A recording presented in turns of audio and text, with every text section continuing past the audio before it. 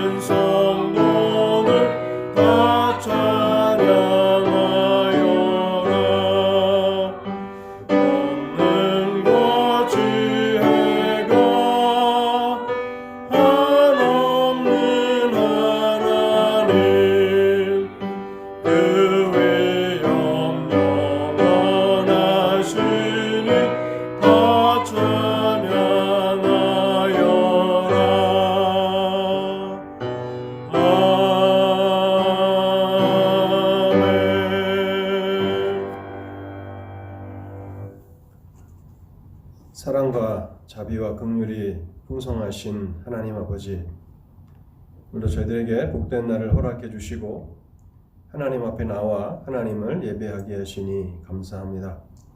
하나님, 그리스도 안에서 저에게 베풀어 주신 그 복락들이 얼마나 크고 놀라운 것인지를 저희들이 마음으로 깨달으며 하나님 앞에 나아가 주를 경배하게 하옵소서.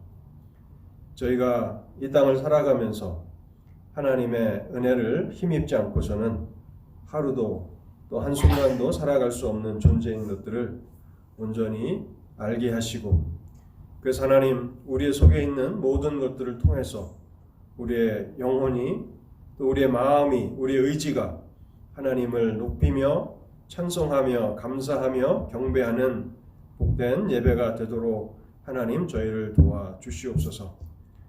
하나님, 또한 저희들이 이 예배를 통해서 하나님과의 신령한 교제를 경험하기를 소망합니다. 하나님, 우리의 기쁨이 하나님을 예배하는 자리에 있게 하옵소서.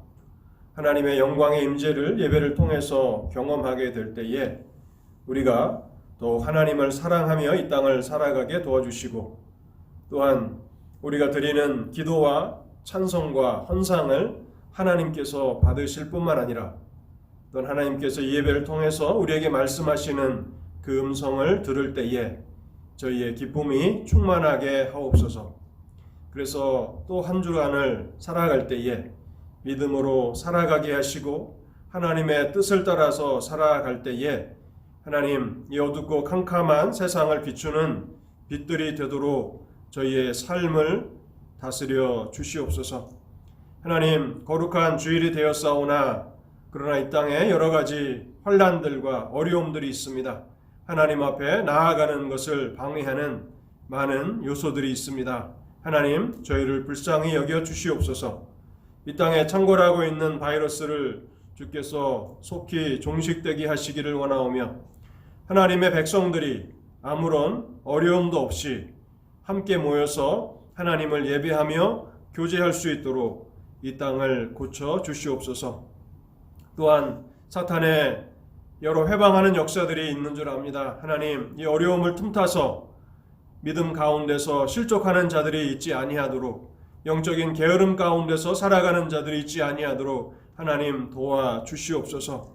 그래서 주님의 날에 하나님의 백성들 믿음으로 모여서 하나님을 찬양하며 하나님을 향하여서 또 기도하며 또 감사하며 예배할 때에 하나님, 그 예배가 하나님께서 기쁘게 받으시는 신령한 예배가 되게 하시고 그곳에 하나님의 영광스러운 임재가 있음을 세상 사람들로 하여금 알게 하여 주옵소서.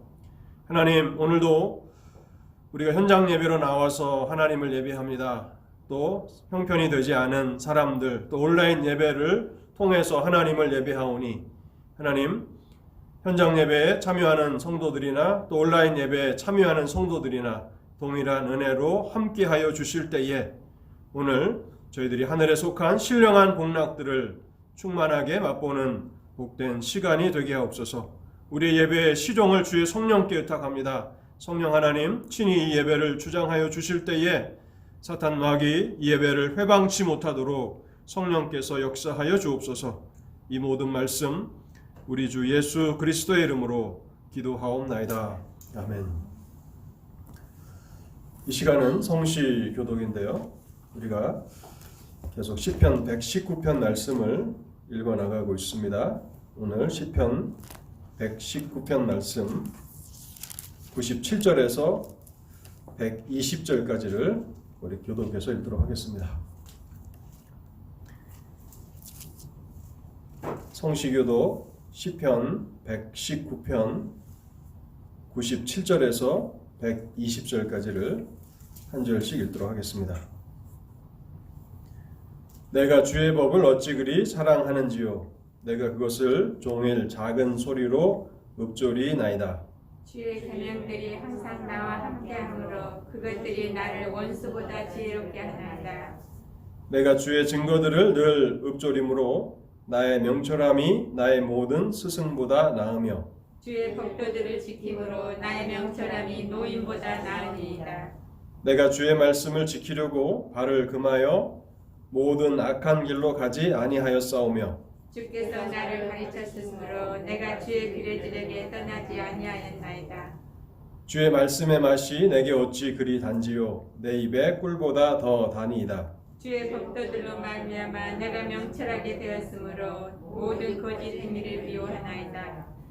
주의 말씀은 내 발의 등이요 내 길의 빛이니이다. 주의 의로운 규례들을 지키기로 맹세하고 굳게 정하였나이다. 나의 고난이 매우 심하오니 여호와여 주의 말씀대로 나를 살아나게 하소서. 여호와여 구하오니 내 입이 드릴 재물을 받으시고 주의 의무를 내게 가르치소서. 나의 생명이 항상 위기에 있사오나 나는 주의 법을 잊지 아니하나이다. 악인들이 나를 해하려고 올무를 넣었사오나 나는 주의 법도들에게 떠나지 아니하였나이다.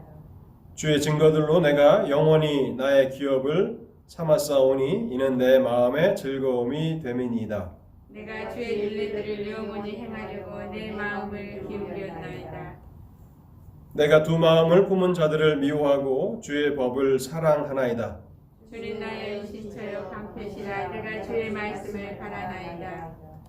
너희 행악자들이여 나를 떠날지어다. 나는 내 하나님의 계명들을 지키리로다. 주의 말씀대로 나를 붙들어 살게 하시고 내 소망이 부끄럽지 않게 하소서. 나를 붙드소서. 그리하시면 내가 구원을 얻고 주의 율례들을 항상 주의하리이다. 주의 율례들에게서 떠나는 자는 주께서 다 멸시하셨으니 그들의 속임수는 허무함이니이다. 주께서 세상의 모든 악들을 찌꺼기같이 버리시니 그러므로 내가 주의 증거들을 사랑하나이다. 내 육체가 주를 두려워함으로 떨며 내가 또 주의 심판을 두려워하나이다. 아멘. 우리 이 시간에는 사도신경을 통해서 우리의 신앙을 함께 하나님 앞에 고백하도록 하겠습니다. 전능하사 천지를 만드신 하나님 아버지를 내가 믿사오며 그 외아들 우리 주 예수 그리스도를 믿사오니 이는 성령으로 잉태하사 동정녀 마리아에게 나시고 본디오 빌라도에게 고난을 받으사 십자가에 못 박혀 죽으시고 장사한 지 사흘 만에 죽은 자 가운데서 다시 살아나시며 하늘에 오르사 전능하신 하나님 우편 앉아 계시다가 저리로서 산자와 죽은 자를 심판하러 오시리라. 성령을 믿사오며 거룩한 공예와 성도가 서로 교통하는 것과 죄를 사하여 주시는 것과 몸이 다시 사는 것과 영원히 사는 것을 믿사옵나이다. 아멘. 다 같이 서신 채로 우리 찬송가 91장 찬송 우리 같이 부르도록 하겠습니다.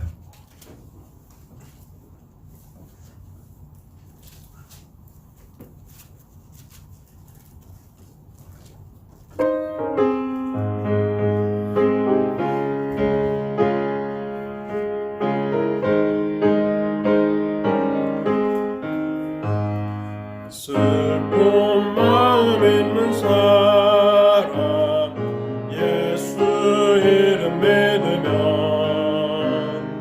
영원토록 변함없는 기쁜 마음 얻으리.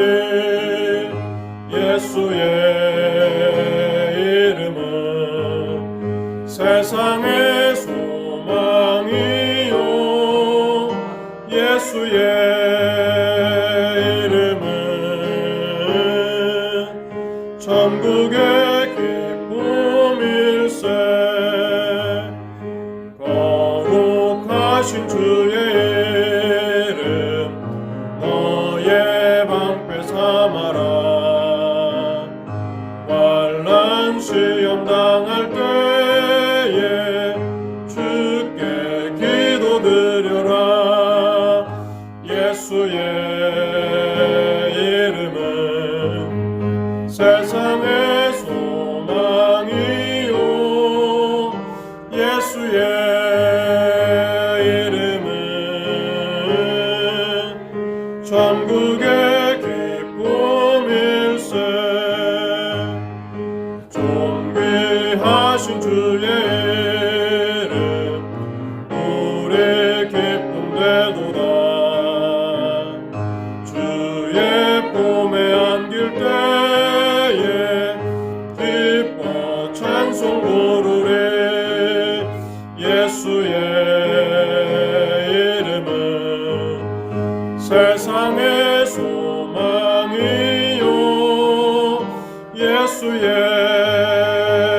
이름은 천국의 기쁨일세. 우리 갈 길 다간 후에 보좌 앞에 나가 왕의 왕께 경배하며 멸류관을 드리리. 예수의 이름은 세상의 소망이요. 예수의 이름은 천국의 기쁨일세.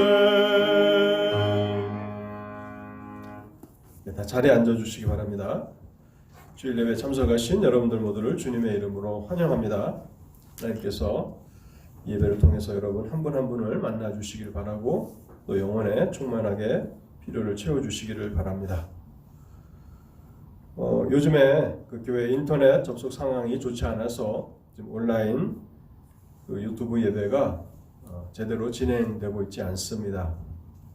어제도 테크니션이 와서 라인도 점검하고 장비들 다 점검하고 이상이 없다고 했는데 또 가니까 또 안 되고 아침에 상황이 더 악화되어 있습니다. 그래서 현재는 가장 그 화질이 낮은 그 동영상으로 지금 유튜브 온라인 예배가 진행이 되고 영어 예배는 그조차 또 할 수가 없었습니다. 혹시 이쪽 분야에 대해서 좀 도움을 주실 수 있는 분들이 계시면 교회 인터넷 좀 그 도움을 주시면 좋겠습니다. 그 스펙트럼을 우리가 쓰고 있는데 그 테크니션이나 또 전화 상담원을 통해서는 문제가 없다는데 주일 아침 되면 인터넷에 문제가 있어가지고 오늘도 제가 지금 1시간 동안 계속 고쳐보려고 했는데 굉장히 지금 어려운 상황이 있습니다. 그래서 예배가 끝나면 녹화 영상을 다시 편집해서 올립니다. 그래서 참여하지 못하신 분들은 녹화 영상을 봐주시면 좋겠습니다. 벌써 이제 우리가 11월 마지막 주일입니다. 다음 주면 12월 달이 되는데요. 벌써 2020년 한 해가 벌써 이렇게 순식간에 지나갑니다. 하나님께서 우리에게 은혜를 베풀어 주셔서 하나님 앞에서 우리가 한 해를 또 잘 마무리할 수 있도록 마지막이 되면 우리가 좀 마음이 또 하나님 앞에서 경건해지지 않습니까? 그래서 이 12월 달 더욱 경건하게 우리 자신들을 돌아보면서 하나님 앞에서 우리의 한 해 또 우리의 삶을 돌아보실 수 있기를 바랍니다. 또 날마다 성경 읽기와 기도를 통해서 개인 경건에 힘써 주시기 바라고 교회를 위해서 또 이 사회를 위해서 또 그리스도 안에 여러 성도들의 어려움을 위해서 기도해 주시고 또 수요 동영상 기도에 함께 보시며 기도해 주시면 좋겠습니다. 2021년 교회 달력이 나왔습니다. 벽걸이용 탁상면이 나왔는데 필요하신 분들 가져가시기 바라고요. 또 현장 예배 나오시지 못한 분들은 저에게 미리 연락을 주시면 교회 오셔서 픽업해 가실 수 있습니다. 우리 이 시간 헌상을 위해서 잠시 기도하도록 하겠습니다.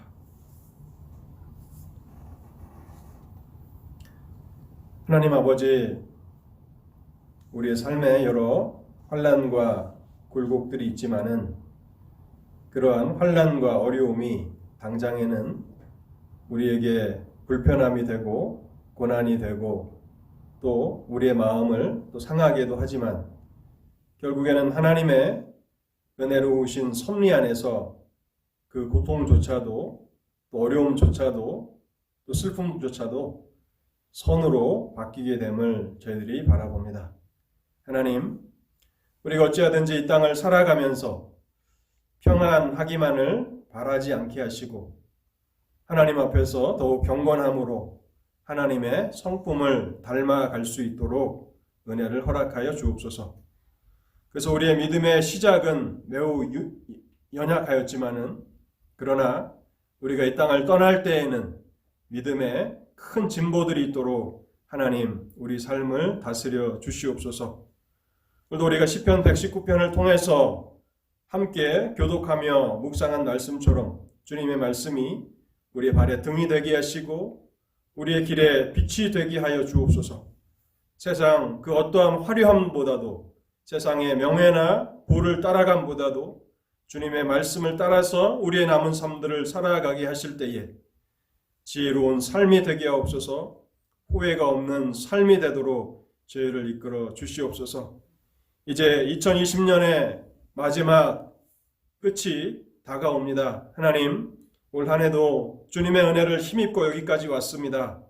하나님께서 저희를 지켜주시고 보호해 주셔서 저희들이 믿음 안에서 실족하지 않고 지금까지 왔사오니 하나님, 이것이 주께서 우리에게 베푸신 은혜인 것을 깨닫고 이 시간에도 감사와 찬송과 영광을 돌리옵나이다.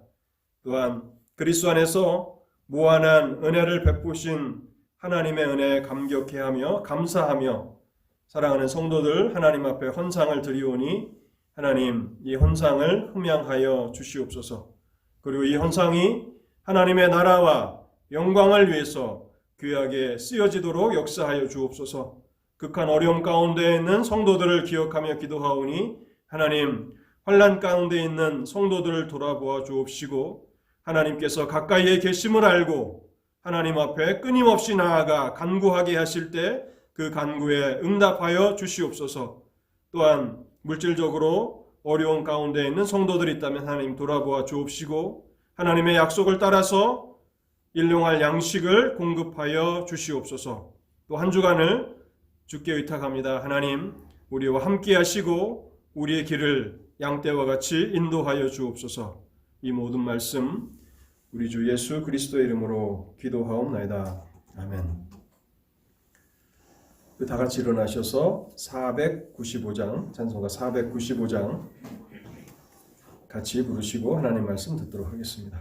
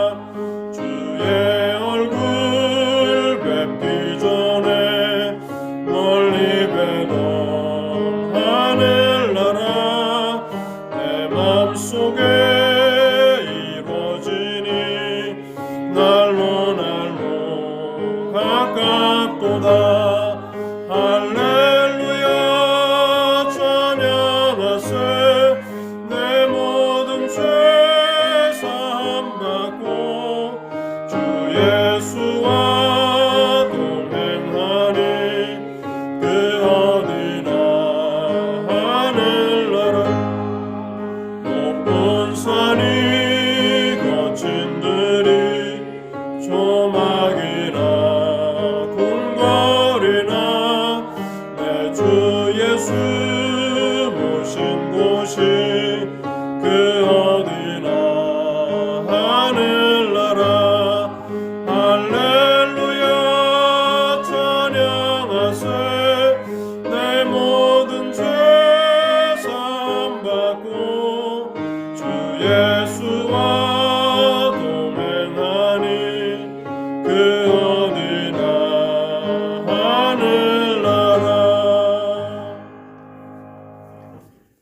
자리에 앉아주시기 바랍니다. 이 시간 봉독할 하나님의 말씀은 히브리서 12장 18절에서 마지막 29절까지의 말씀을 읽도록 하겠습니다. 히브리서 12장 18절에서 마지막 29절까지를 읽도록 하겠습니다.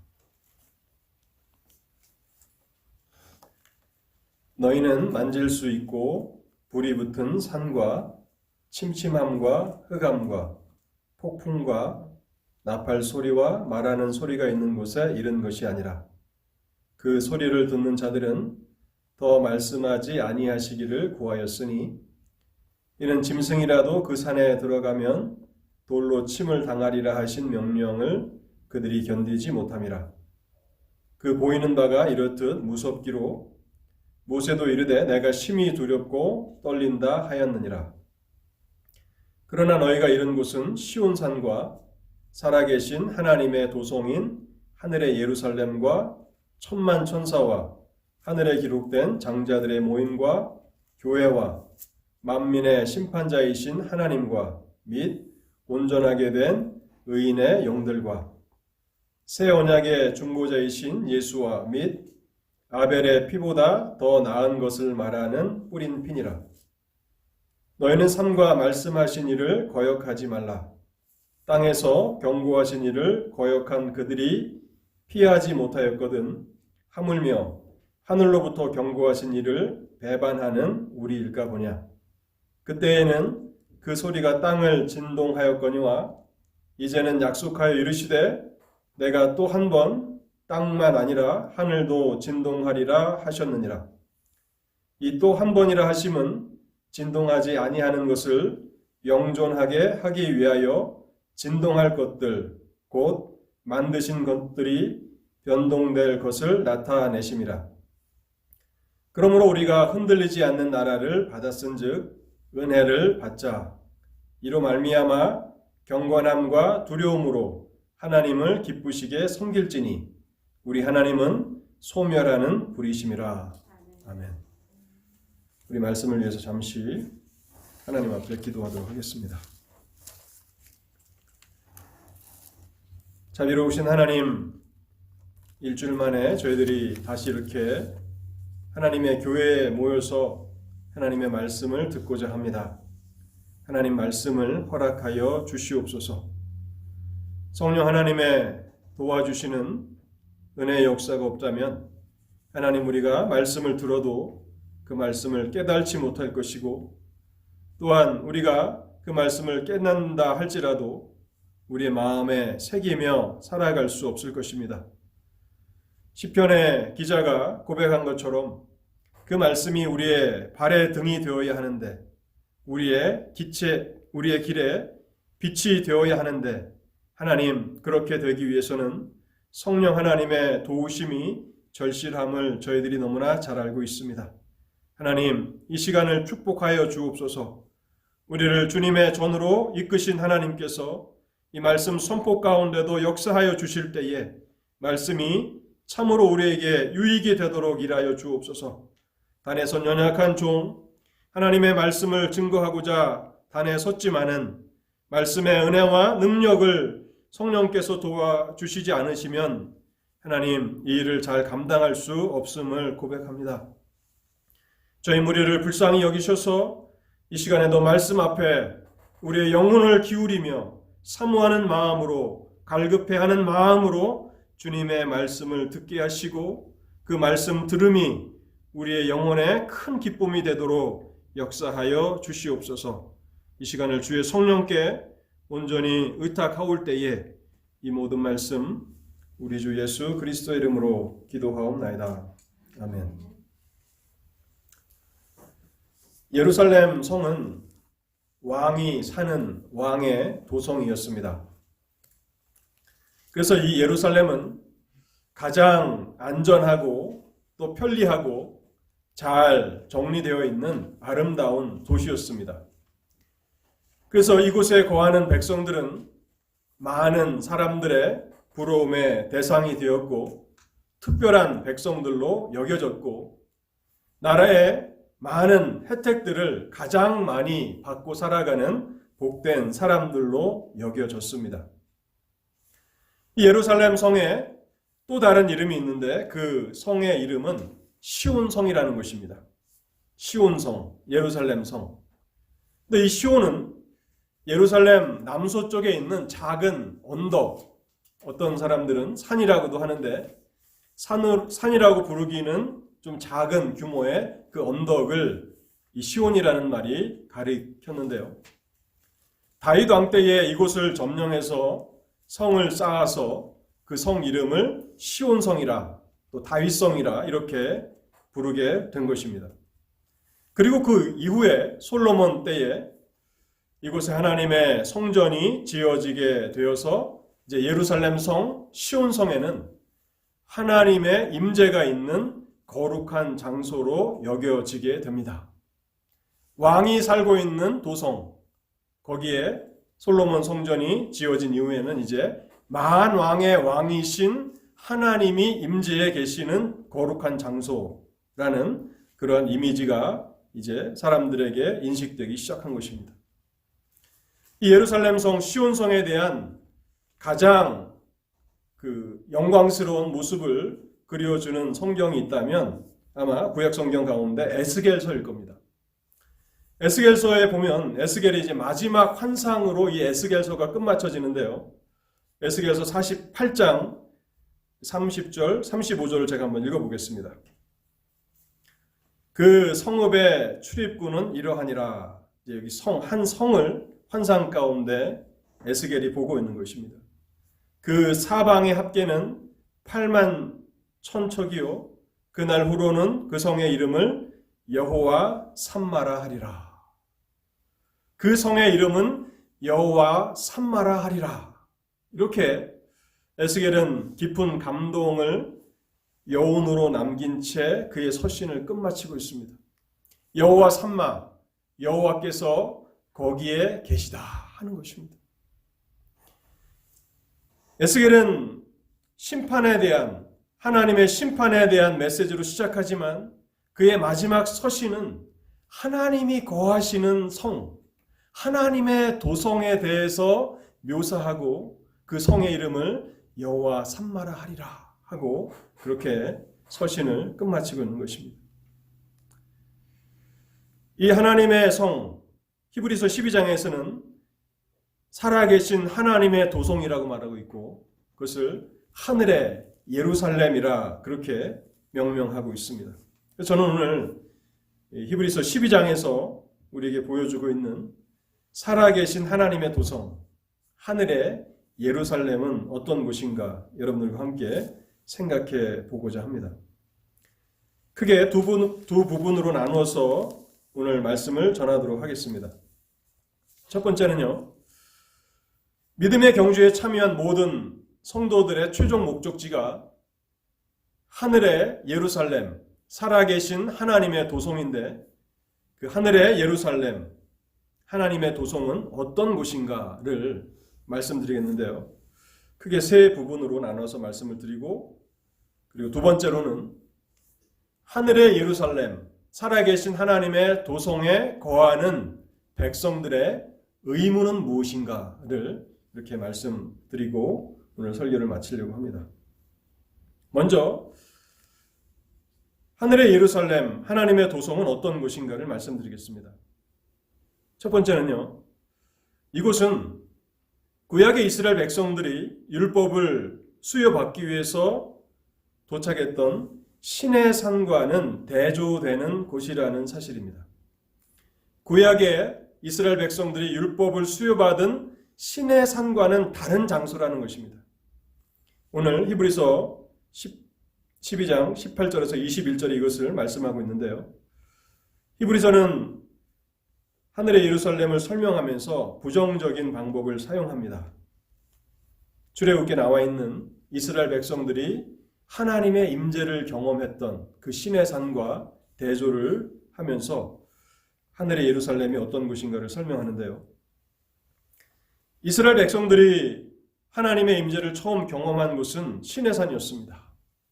그곳에 모든 이스라엘 백성들이 지켜보는 가운데서 하나님께서 강림하셨는데요. 출애굽기 19장 16절에서 19절을 제가 한번 읽어보겠습니다. 셋째 날 아침에 우레와 번개와 빽빽한 구름이 산 위에 있고 나팔 소리가 크게 들리니 진중에 있는 모든 백성이 다 떨더라. 모세가 하나님을 맞으려고 백성을 거느리고 진에서 나오매 그들이 산 기슭에 서 있는데 시내산에 연기가 자욱하니 여호와께서 불 가운데 거기 강림하심이라. 그 연기가 옹기가마같이 떠오르고 온 산이 크게 진동하여 나팔 소리가 점점 커질 때에 모세가 말한즉 하나님이 음성으로 대답하시더라. 그때의 장면을 인간의 언어로 기술하는 것은 매우 어려운 일이었던 것 같습니다. 그래서 나팔 소리 같은 우렁찬 소리가 울려 퍼졌다고 말하고 있고 흑암과 폭풍과 또 마치 불이 붙는 것처럼 산에 불이 붙는 것처럼 번개와 내성이 가득한 가운데 하나님께서 그 산에 강림하셨다고 기록하고 있는 것입니다. 그래서 이 하나님의 임재를 목격한 이스라엘 백성들은 두려움으로 그 앞에서 떨게 되었는데 히브리서 12장에 보면요. 그 백성들만 하나님의 임재를 바라보고 무서워 떨었던 것이 아니라 12장 21절에 보면 그 보이는 바가 이렇듯 무섭기로 모세도 이르되 내가 심히 두렵고 떨린다 하였느니라. 모세조차도 심히 두려워서 그 앞에서 두려워 떨 수밖에 없었다고 히브리서 12장이 기록하고 있는 것입니다. 여러분, 모세는 어떤 사람입니까? 모든 백성들은 시내산에 올라오지 말라는 명령을 받았으나 모세 한 사람은 하나님과 이스라엘 사이의 중보자로서 그 산으로 올라오라는 명령을 받았던 사람이고 시내산에 올라가서 하나님과 직접 대면하여 이야기했던 사람이 모세입니다. 그런데 모세조차도 하나님의 임재 앞에서 두려움으로 떨었음을 히브리서는 말씀하고 있는 것입니다. 그러면서 히브리서는 믿음의 경주를 참여하는 모든 하나님의 백성들이 마지막으로 도착할 하나님의 임재가 있는 새 예루살렘, 하늘의 예루살렘, 살아계신 하나님의 도성은 시내산과는 다른 곳이라고 말씀하고 있는 것입니다. 그곳에는 하나님의 임재를 두려워하기보다는 오히려 하나님의 임재를 크게 기뻐하고 즐거워할 것이라는 사실을 이곳에서 말씀하고 있는 것입니다. 왕이 사는 그 도시, 왕이 거하는 예루살렘에 사는 백성들은 크게 복을 받은 백성들인데 만왕의 왕이시고 만주의 주이신 하나님이 거하시는 그 예루살렘에 거하는 백성들은 하나님의 임재를 두려워하기보다는 오히려 그 임재를 크게 기뻐하게 된다는 사실입니다. 그렇다면 어떻게 이러한 두려움이 사라지게 된 것입니까? 구약의 이스라엘은 하나님의 임재를 바라보며 두려워 떨 수밖에 없었는데 이제 장차 믿음의 경주를 끝마치면 하나님의 백성들이 거하게 될 새 예루살렘에서는 하나님의 임재를 즐거워할 수 있는가? 그것은 이미 히브리서 10장을 통해서 히브리서가 말씀한 건데요. 히브리서 10장 19절과 20절, 22절을 제가 차례로 읽어보겠습니다. 그러므로 형제들아 우리가 예수의 피를 힘입어 성소에 들어갈 담력을 얻었나니 그 길은 우리를 위하여 휘장 가운데로 열어놓으신 새로운 살 길이요 휘장은 곧 그의 육체니라. 우리가 마음의 뿌림을 받아 악한 양심으로부터 벗어나고 몸은 맑은 물로 씻음을 받았으니 참 마음과 온전한 믿음으로 하나님께 나아가자. 하나님의 임재의 상징인 법궤는 두려운 것입니다. 그래서 법궤를 만진다거나 법궤가 임하는 곳마다 블레셋에서는 수많은 재앙으로 인해서 사람들이 죽어나갔습니다. 근데 우리가 출애굽기를 살펴보면서 법궤를 덮고 있는 그 법궤 위판이 속죄소라는 사실을 우리가 생각해 보았죠. 그 속죄소는 무엇입니까? 짐승의 피가 1년에 한 차례 피가 뿌려지는 곳입니다. 그것은 궁극적으로 주 예수 그리스도의 속죄 사역을 상징하는 것입니다. 거룩하신 하나님, 히브리서 12장이 말씀하고 있는 소멸하시는 불이신 하나님이 두려운 존재가 아니라 오히려 기뻐하고 즐거워하는 그러한 경험으로 바뀌는 것은 그리스도께서 그 속죄소를 감싸고 있는 것처럼 그리스도 안에 성도들만이 누릴 수 있는 특권이며 영광이라는 사실입니다. 그래서 히브리서 11장 6절은 담대하게 이렇게 선포하는 것입니다.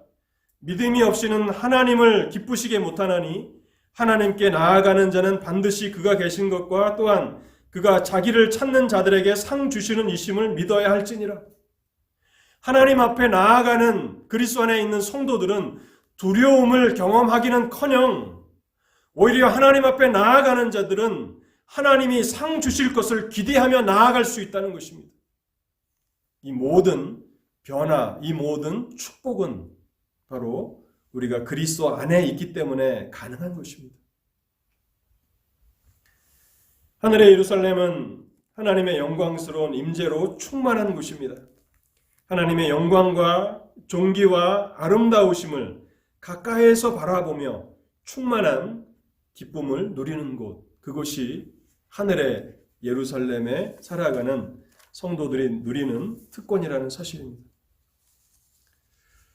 그래서 새 예루살렘, 하늘의 예루살렘, 또 살아계신 하나님의 도성에 누가 거하는가, 이제 두 번째로 살펴보겠습니다. 첫 번째는 그곳은 시내산과 다른 곳이다 라고 하는 말씀을 드렸고, 이제 두 번째는 그곳에 거하는 자들은 누구인가를 네 가지로 간략하게 설명하겠습니다. 살아계신 하나님의 도성에는 네 부류의 존재들이 있는데요. 첫 번째는 천만 천사라고 히브리서 12장 23절이 기록하고 있습니다. 천만 천사. 하늘의 예루살렘, 살아계신 하나님의 도성에는 천만 천사들이 거하는 곳입니다. 여기 천만이라고 하는 이 말은 수많은이라는 의미를 가지고 있습니다. 수많은 천사들이 바로 하늘의 새 예루살렘에서 거하고 있는 것입니다. 아마 저도 오랫동안 강단에 서서 설교를 했지만 천사에 대해서는 거의 설교한 것이 없지 않는가 그렇게 생각이 됩니다.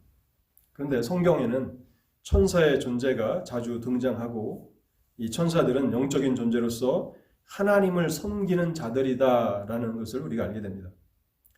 이 천사의 직무는 하나님을 섬기는 것인데 그 천사들의 또 다른 직무는 구원받은 성도들을 돕는 일을 이 천사들이 감당합니다.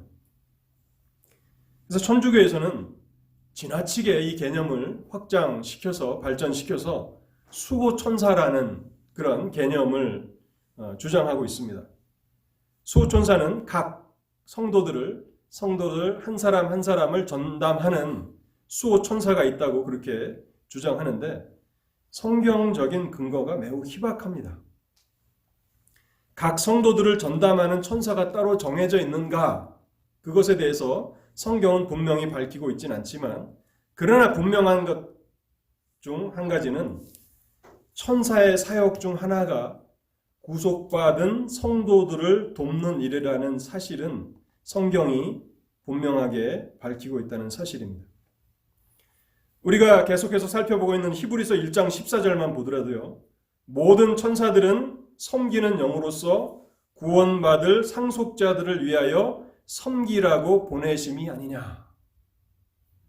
하나님께서 우리를 보호하시고 우리를 지키실 때에 그의 천사들을 통해서 이 일을 감당하고 계신다는 것을 우리는 알게 됩니다. 또한 시편 91편 10절과 11절에는 이렇게 기록합니다. 화가 내게 미치지 못하며 재앙이 내 장막에 가까이 오지 못하리니 그가 너를 위하여 그의 천사들을 명령하사 내 모든 길에서 너를 지키게 하심이라. 하나님께서 천사들을 명하여서 그 백성들을 그 길에서 지키고 또 화를 당하지 않도록 그렇게 일하고 계시다고 말씀합니다. 그리고 누가복음 16장 22절에 보면요, 이제 모든 그리스도 안에 있는 성도들이 이 땅을 떠날 때 죽음의 천사들이 이제 나타나서 그들을 하나님의 나라로 안내합니다. 제가 지난주에도 스펄전 목사님의 그 설교를 인용해서 이 말씀을 드렸는데요. 성도가 이 땅을 떠나게 될 때에 그가 그리스도 안에 있는 성도라면 천사의 인도함을 받고 하나님의 나라에 들어가게 된다는 사실입니다. 누가복음 16장 22절을 제가 읽어보겠습니다. 이에 그 거지가 죽어, 이 거지는 나사로죠. 그 거지가 죽어 천사들에게 받들려 아브라함의 품에 들어가고 부자도 죽어 장사되매. 부자가 천사들에게 이끌렸다는 이야기는 없습니다. 그러나 나사로가, 거지 나사로가 천사들의 인도함을 받고 아브라함의 품, 이것은 하나님의 나라에 대한 히브리적인 표현인데요. 하나님의 나라에 들어가게 되었다는 것입니다. 그래서 우리는 천사들의 도움을 받고 이 한평생의 삶을 살아가는 것입니다. 그런데 바로 하나님의 도성, 살아계신 하나님의 도성에서 그 천사들과 함께 거하게 될 것이고 그들이 하나님 앞에서 누리는 동일한 기쁨과 즐거움을 우리 또한 누리게 될 것이라고 히브리서는 설명하고 있는 것입니다. 그곳에는 어떠한 자들이 거하는가? 첫 번째는 천만 천사들이고 두 번째는요, 하늘에 기록된 장자들이 그곳에 있습니다. 하늘에 기록된 장자들. 이게 하늘에 기록된이라는 말은 이름이 하나님의 생명책에 기록된 장자들이라는 뜻입니다. 어린 양의 생명책에 그 이름이 기록된 장자들이 그곳에 거하게 될 것입니다. 그리스도 안에 있는 모든 성도들은 하나님의 장자들로 불려집니다. 그리스도 안에 있는 모든 성도들은 하나님의 장자들입니다. 로마서 8장 17절에서 이렇게 말하는데요. 자녀이면 또한 상속자, 곧 하나님의 상속자요 그리스도와 함께한 상속자니. 상속자라는 말을 한 절에서 3번이나 씁니다. 하나님의 자녀라면 상속자다. 이 상속자라는 다른 말의 의미는 장자라는 것입니다. 하나님의 장자들이다. 하나님의 유업을 물려받을 상속자들, 장자들이라는 그런 의미죠. 그 그리스도 안에 있는 하나님의 나라를 물려받을 장자들, 그 이름이 생명책에 기록된 장자들이 하늘의 예루살렘에 살아계신 하나님의 도성에 거하게 될 것입니다. 그리고 그 장자들의 모임이 바로 교회라고 소개하고 있습니다. 그럼 교회가 얼마나 영광스러운 모임입니까? 하나님의 장자들의 모임이 바로 교회라고 히브리서는 우리에게 설명하고 있는 것입니다. 그리고 이제 누가 그곳에 거하는가? 세 번째는요, 온전케 된 의인들의 영들이 거합니다. 온전케 된 의인들의 영들. 그리스도 재림 이전에 죽게 되는 성도들은 온전케 되어서 하늘의 예루살렘에 거하게 됩니다. 구약과 신약에 얼마나 수많은 성도들이 이 온전케 된 의인의 영이라는 이 말에 함축되고 있는지를 우리는 생각해 볼 필요가 있는데요. 믿음의 선조들, 아브라함, 또 이삭, 야곱, 요셉, 셀 수 없는 구약의 경건한 성도들이 바로 온전케 된 의인의 영들입니다. 또한 신약으로는 예수님의 제자들, 베드로와 야고보, 또 요한과 같은 그런 사도들, 또 복음을 전하기 위해서 자신의 생명조차도 아끼지 않았던 사도 바울이나 또 디모데나 수많은 신구약의 성도들이 온전케 된 의인의 영들입니다. 근데 우리는 온전케 된이라는 이 수식어를 강조할 필요가 있습니다. 이 땅에 있을 때 그들은 온전한 사람들이 아니었습니다. 많은 허물과 흠이 있고 또 죄에 쉽게 넘어지는 그런 사람들이었습니다. 그런데 그곳에는 온전케 된 모습으로 거하고 있다는 사실입니다. 여러분, 왜 이 하늘의 예루살렘 그곳에 거하는 자들이 복된가 하면 이처럼 온전케 된 이 의인들과의 교제가 있는 곳이기 때문에 그러한 것입니다. 여러분, 가끔 이렇게 인간관계를 통해서 상처를 받게 되는 사람들은 사람들이 모이는 그 모임 장소를 꺼려합니다. 혼자 있는 것이 유쾌하고 즐거운 것은 아니지만 사람들을 만나서 상처를 받을까 봐 스스로를 이렇게 홀로 고립시키게 되는데요. 우리는 사람들과의 관계를 통해서 상처를 주기도 하고 상처를 받게도 됩니다. 왜냐하면 우리가 죄인이기 때문에 그런 것입니다. 온전치 못한 불완전한 존재이기 때문에 그런 것입니다. 그런데 이러한 이 땅에서도 사랑하는 가족들이 모일 때는 그 모임이 즐겁지 않습니까? 또 가장 친한 친구들과의 모임을 생각해 보면 거기에는 즐거움이 있습니다. 기쁨이 있습니다. 그래서 평소에 느끼지 못했던 그런 기쁨들을, 그런 모임들을 통해서 우리가 경험하게 되는데요. 그러나 모든 모임이 그런 모임은 아닙니다. 모임에 가면 오히려 상처를 받고 돌아오기도 하는 것이죠. 근데 여러분, 온전케 된 의인이라는 말을 여러분 잘 묵상해 보시기 바랍니다. 그들은 온전케 되어서 존귀한 사람들이고 자비로운 사람들이고 의로운 사람들이고 선한 사람들입니다. 그 누구와 교제한다 할지라도, 그 누구와 대화한다 할지라도 상처를 받거나 또 어려움을 겪을 일이 없는 것입니다.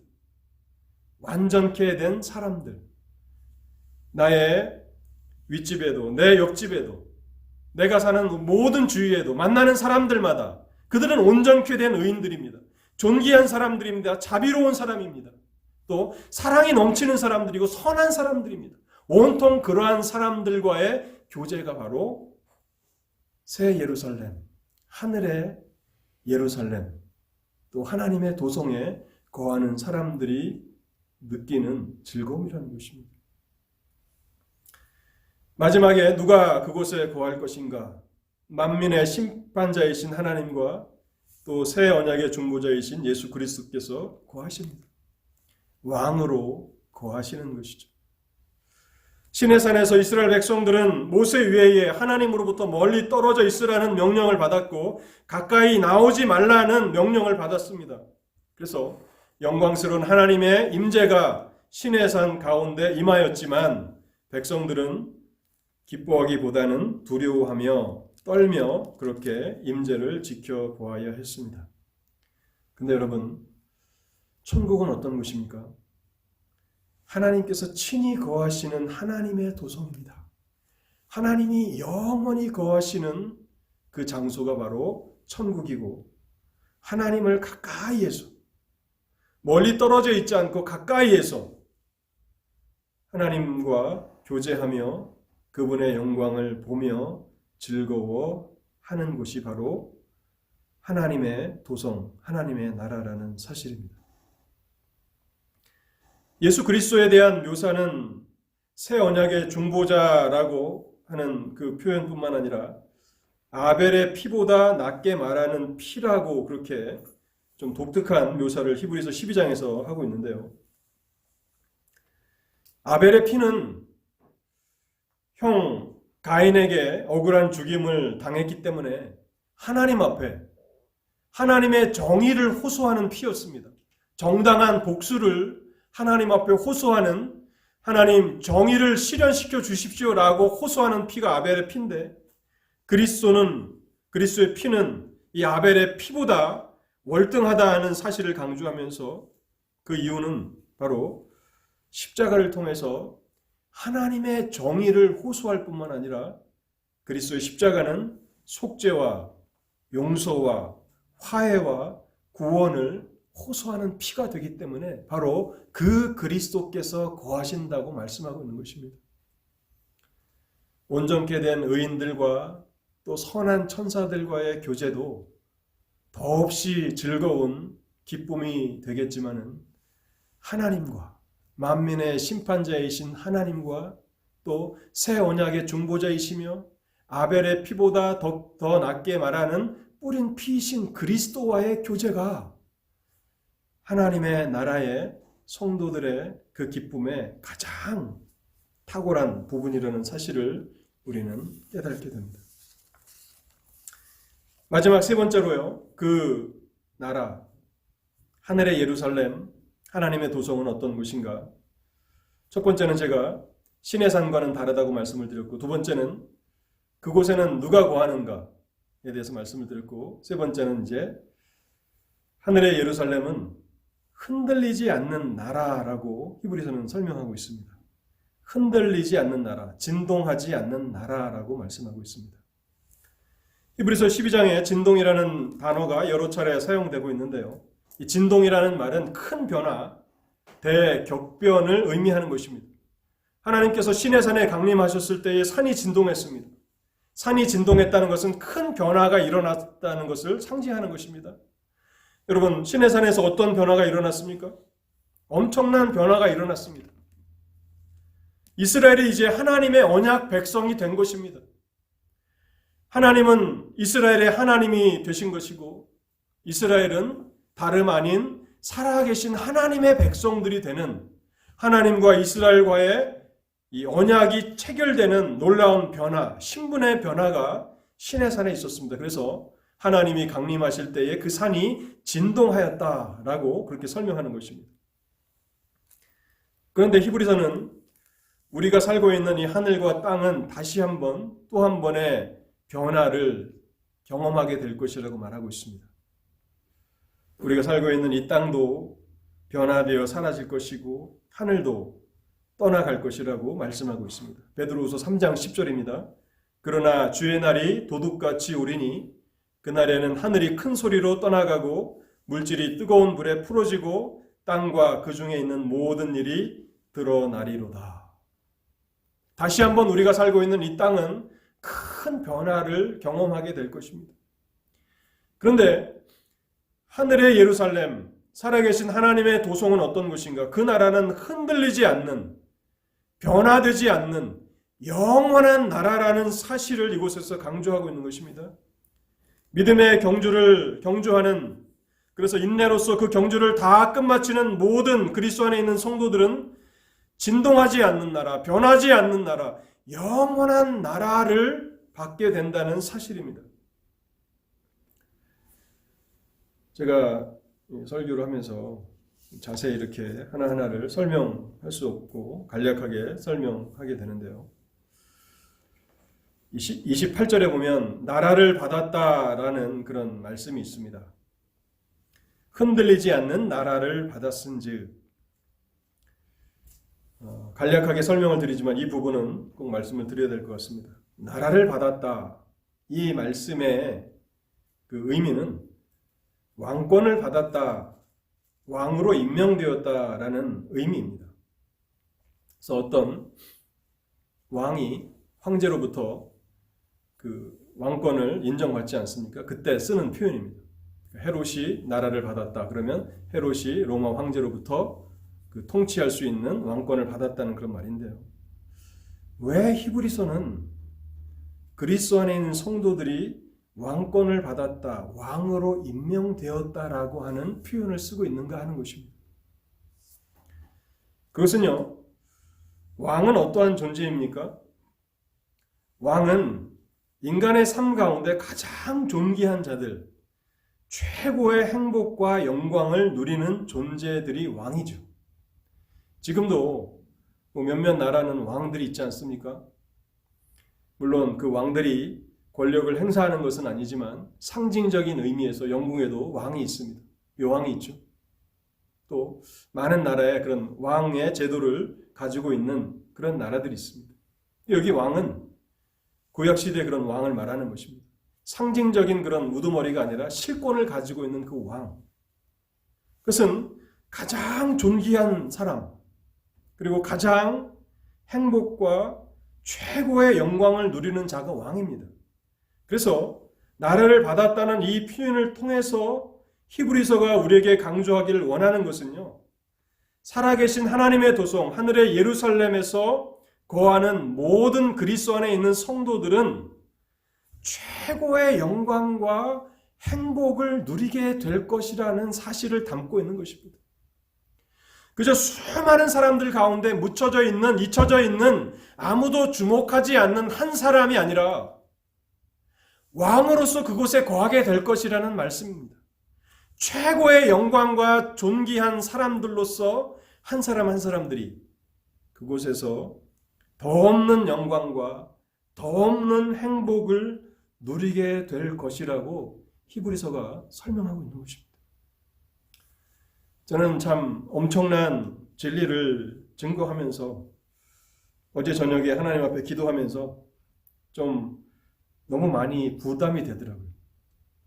하나님, 저와 같은 이 미약한 설교자가 이 엄청난 진리를 들고 어떻게 다 이것을 전달할 수 있습니까? 참 제가 너무나 초라해서 이것을 어떻게 감히 다 증거할 수 있을까라는 그런 고민을 하면서 하나님의 도우심을 간구했는데요. 여러분들께서도 이 부분들 제가 다 충분하게 다 드러내지 못했을지라도 제가 전달하는 그 메시지에 훨씬 더 몇 배, 또 몇십 배 그런 영광이 바로 하늘의 예루살렘에 거하는 자들이 누리는 혜택이라는 사실을 기억하셨으면 좋겠습니다. 그게 두 번째로 간략하게 이곳에 거하는 자들이 감당해야 되는 의무를 두 가지로 간단히 말씀드리고 오늘 설교를 마치겠습니다. 이 첫 번째에서는 그리스도 안에 있는 성도들이 누리는 특권을 우리가 생각해 보았다면, 이 엄청난 나라를, 이 왕권을 우리에게 허락하신 하나님 앞에서 우리가 특권을 받았다면, 이제 이 하나님의 도성에 거하는 자들은 두 가지 의무가 따릅니다. 이 특권과 의무는 서로 분리할 수가 없는 것입니다. 우리는 한국의 시민으로서 혹은 미국의 시민으로서 이 땅을 살아갑니다. 많은 특권을 누리죠. 나라의 보호와 도움을 받으며 법의 테두리 안에서 자유롭고 평안하게 살아갈 수 있는 특권을 누립니다. 반면 시민들에게는 국가에 대한 의무가 있습니다. 국방의 의무, 납세의 의무, 교육의 의무, 또 근로의 의무 등 나라들마다 그 의무가 다 동일한 것은 아니지만, 그러나 시민들은 특권을 누리는 만큼 의무를 감당하게 되는데, 하나님 나라의 두 가지 의무가 히브리서 12장의 마지막으로 기록되어 있습니다. 첫 번째는요, 하나님의 말씀을 거역하지 말라는 것입니다. 25절입니다. 너희는 삼가 말씀하신 일을 거역하지 말라. 땅에서 경고하신 일을 거역한 그들이 피하지 못하였거든 하물며 하늘로부터 경고하신 일을 배반하는 우리일까 보냐. 말씀하신 일을 거역하지 말라. 여기 말씀하시는 이는 하나님이십니다. 하나님의 말씀을 거역하지 말라고, 그것이 우리가 기억해야 하는 의무라고 히브리서는 말씀하고 있습니다. 하나님을 거역한다는 것은 하나님의 말씀에 불순종하는 것을 말하는 것이고, 이것은 하나님을 배반하는 것이라고 말합니다. 25절에 배반이라는 말이 기록되어 있는데, 히브리서가 지속적으로 배교의 위험에 있는 히브리서 성도들을 위해서 쓰여졌다는 것을 우리가 생각해 볼 때에 이 12장 25절에 마지막 배교에 대한 경고가 나타나고 있는 것입니다. 하나님의 말씀을 거역하지 말라. 하나님의 말씀을 불순종하지 말라고 말씀하는 것입니다. 하나님은 말씀하시는 하나님이십니다. 구약에서는 선지자들을 통해서 말씀하셨고, 신약에서는 그 아들을 통해서 말씀하셨고, 사도들을 통해서 말씀하셨고, 오늘날에는 교회 강단을 통해서 목사들을 통해서 말씀하십니다. 하나님의 말씀을 거역하지 말라고, 그것이 천국 백성들이 기억해야 하는 중요한 의무가 된다고 말씀하는 것입니다. 예수님께서도 누가복음 10장에 이런 말씀을 하시는데요. 10장 16절을 제가 읽어보겠습니다. 너희 말을 듣는 자는 곧 내 말을 듣는 것이요, 너희를 저버리는 자는 곧 나를 저버리는 것이요, 나를 저버리는 자는 나 보내신 이를 저버리는 것이니라. 여기 너희는 사도들을 말하는 것입니다. 주님의 명령을 받고 말씀을 전하는 자들의 말을 거역하는 것은 나를 거역하는 것이고, 나를 거역하는 것은 나를 보내신 아버지를 거역하는 것이라. 하나님의 백성들이, 하나님의 도성에 장차 거하게 될 성도들이 늘 인식해야 하는 그 중요한 한 가지는 하나님을 거역하지 말라는 것입니다. 여러분, 구약의 역사 동안에 하나님께서 수많은 선지자들을 통해서 말씀하실 때에 이스라엘은 하나님의 말씀을 듣지 않는 죄를 범하였습니다. 말씀을 전하지 말라고 말씀을 전하는 자들을 박해하고 핍박하고 심지어는 그들을 죽이기까지 하면서 말씀을 듣지 않았습니다. 말씀을 듣지 않는 죄를 범하였고, 또 다른 죄는 말씀을 듣지만 불순종하는 죄를 범하며 구약의 많은 이스라엘 백성들이 살아갔습니다. 그래서 그것이 구약 성경 전체에, 선지서들 전체에서, 요즘 우리가 소선지서들을 읽지 않습니까? 거의 모든 선지자들이 이 부분을 말씀합니다. 하나님의 말씀을 거역하지 말라. 하나님의 말씀을 불순종하지 말라. 이 말씀이 지속적으로 또 언급되고 있다는 사실입니다. 오늘 우리가 살펴보는 히브리서 4장 7절에도 동일한 말씀의 경고가 있습니다. 오랜 후에 다윗의 글에 다시 어느 날을 정하여 오늘이라고 미리 이같이 일렀을 때 오늘 너희가 그의 음성을 듣거든 너희 마음을 완고하게 하지 말라 하였나니. 하나님의 말씀을 거역하지 마십시오.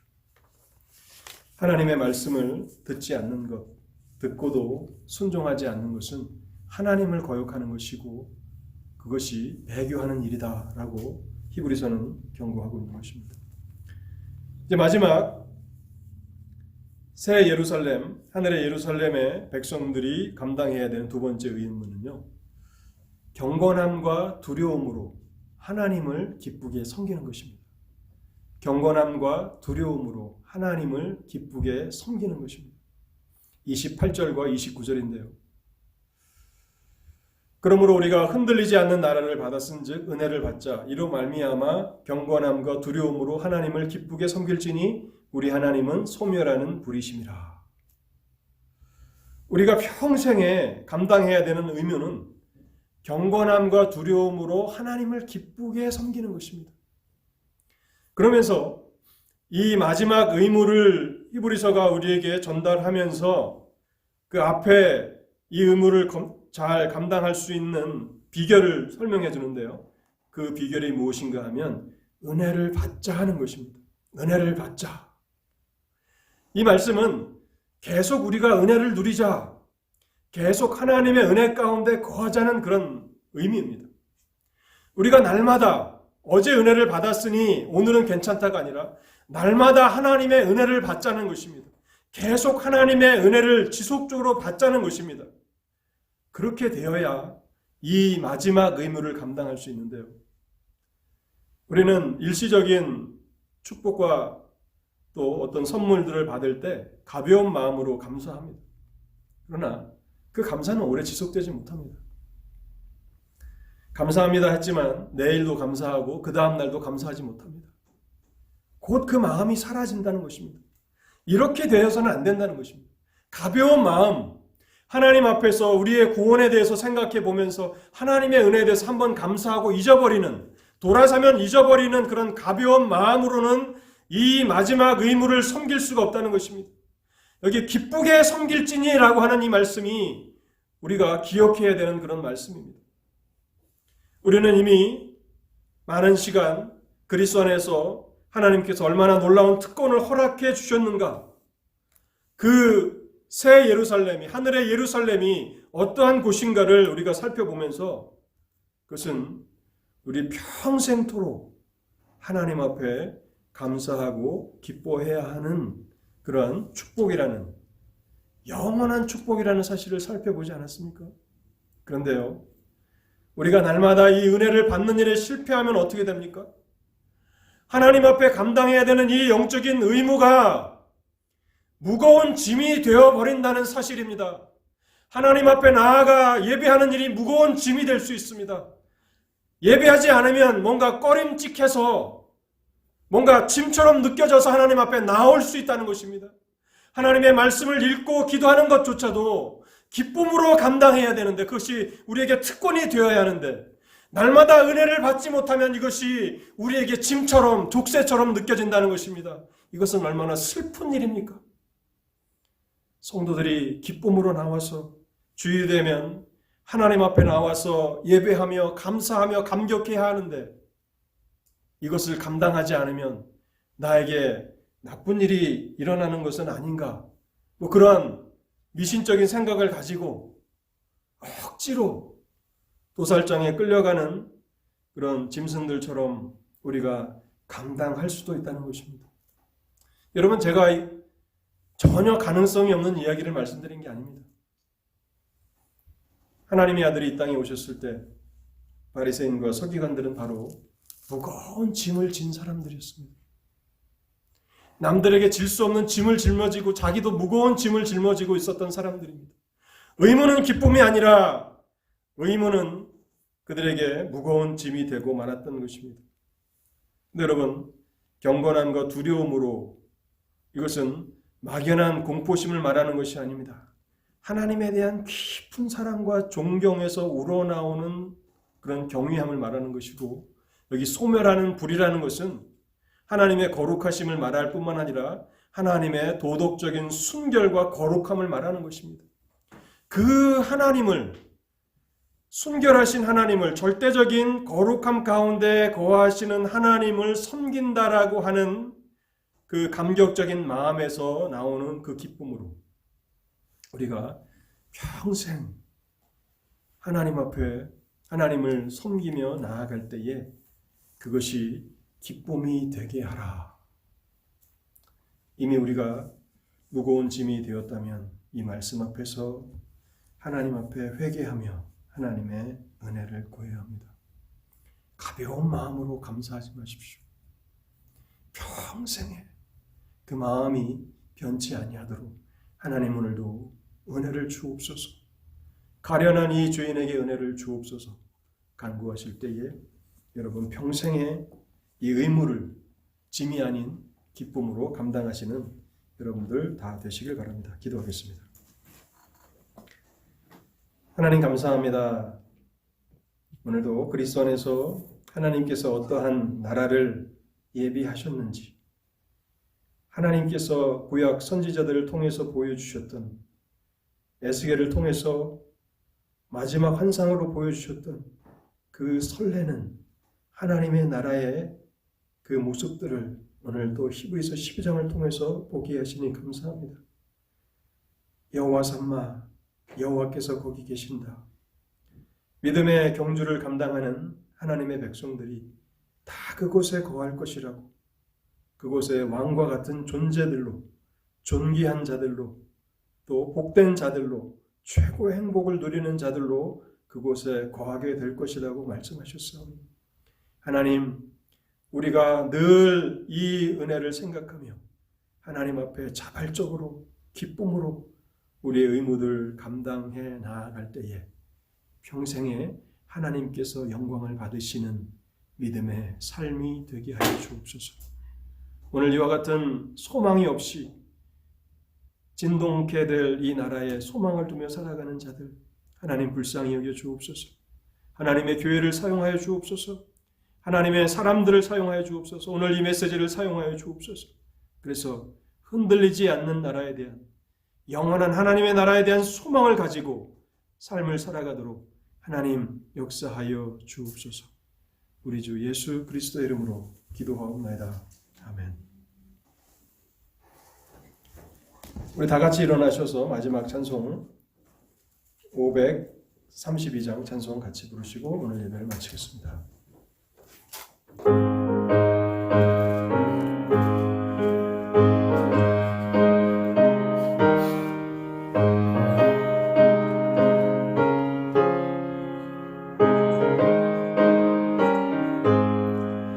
구름 같은 이 세상 모든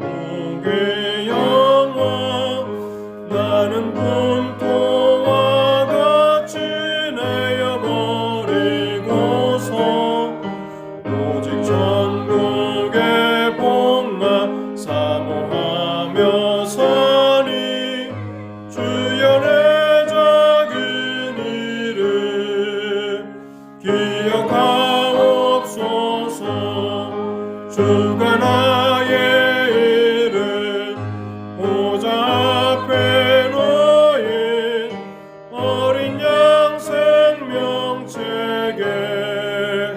기록하셨을까. 주여 보배 피로써 모든 죄 씻으사 나의 부정한 것을 씻어 맑히소서. 있는 보다 더히게 죄를 씻었으니 지금 내 작은 일을 기록하옵소서. 주가 나의 이름 보좌 앞에 놓인 어린 양 생명책에 기록하셨을까. 죄가 하나도 없고 아무 병도 없는 영화롭고도 맑은 천국 올라가서 주와 같이 그곳에 길이 살리로다. 이런 소망의 삶은 참된 행복이라. 주가 나의 이름 보좌 앞에 놓인 어린 양 생명책에